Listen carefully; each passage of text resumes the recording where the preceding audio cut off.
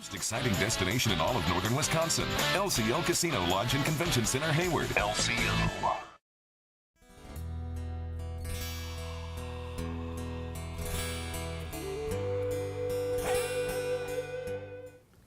Hello, I'm Kimberly. Welcome to the weekend edition of the Native News Update. It's Friday, June 23rd.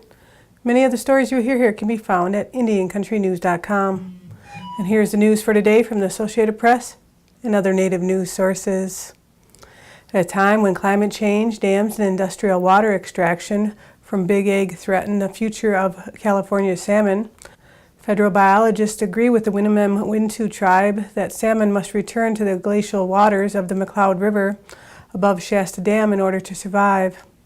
This June, the tribe and its allies are joining forces with GoFundMe to raise $85,000. This will help fund the collection of the samples of the winter run salmon in New Zealand, descendants of the same salmon that once spawned in the Cloud River. These wild Chinook salmon once ran in the millions and were in the center of the Winnemem Wintu tribe's spiritual and cultural world. More than 70 years since the last salmon spawned in the McCloud River, they are asking for good-hearted people to join them in this historic effort to return the salmon through a plan based on indigenous leadership and traditional ecological knowledge. We are on a journey to bring back our salmon, to sing for the salmon, to bring them home again.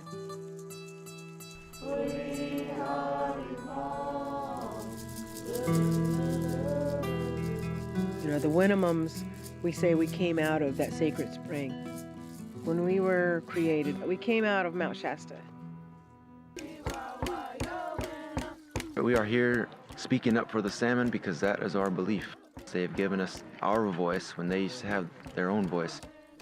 In the late 1800s and early 1900s, federal fish culturists shipped winter-run salmon from the McCloud River around the world.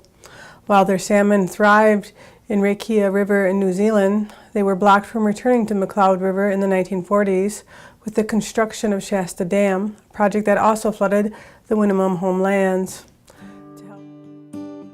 2006, we did the war dance on the Shasta Dam, and halfway around the world in New Zealand responded to our call. They had our salmon.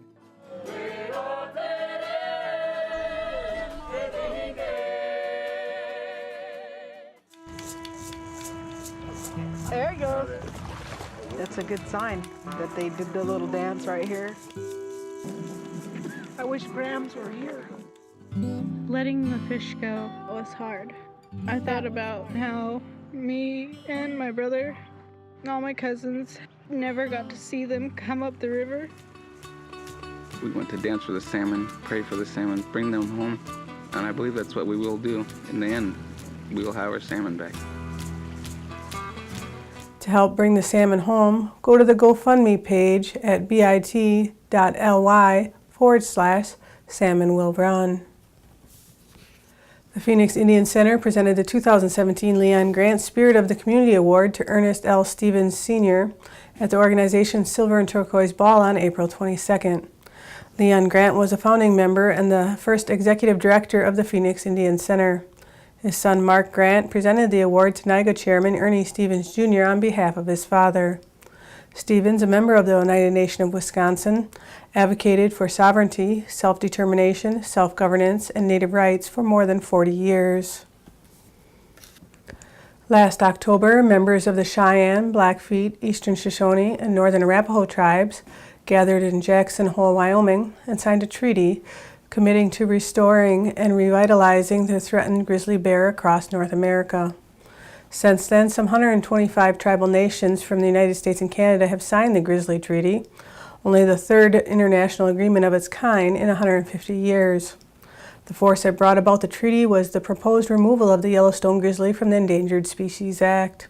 Tribal nations contended that the federal government ignored legally required rules to consult with tribes, and that removing federal protections for grizzlies could open their habitat up to energy development. According to the U.S. Fish and Wildlife Service, the Yellowstone grizzly population has largely recovered from the population of around 300 in 1975 to nearly 700. However, tribes disagree, arguing that even if Yellowstone's population has grown, other grizzlies in the lower 48 states are still vulnerable. With a delisting decision expected in the coming weeks, tribes backed by U.S. senators and congressmen are making one final push to have their voices heard.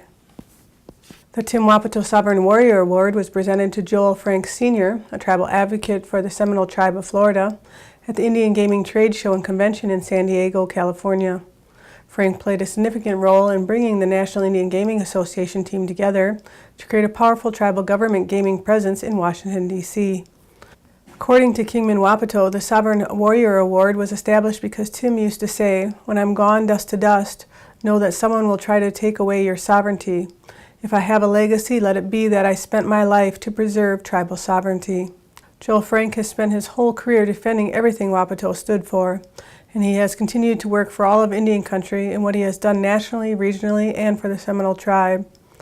As vice chairman of NIGA, Frank was part of the leadership team that led the early discussions about organizing Indian Country for the protection of sovereign rights to conduct gaming. He also advocated to develop regulatory standards to protect the integrity of Indian gaming. Edge of Morning is a new book released this month with a collection aimed at sparking conversation about sacred landscapes. In support of tribal efforts to protect Bears Ears, Native writers shared interviews, poems, and essays to bear testimony to the fragile and essential nature of this sacred landscape. According to editor Jacqueline Keeler, the content in Edge of Morning, Native Voices Speak for Bears Ears, represent a wide range of voices and thought.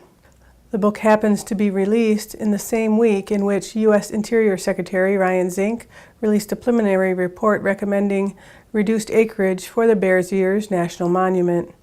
Yet beyond talk of size and acreage, the book has bigger ambitions. The publisher hopes Edge of Morning will spark conversations across political boundaries and also across county and state lines.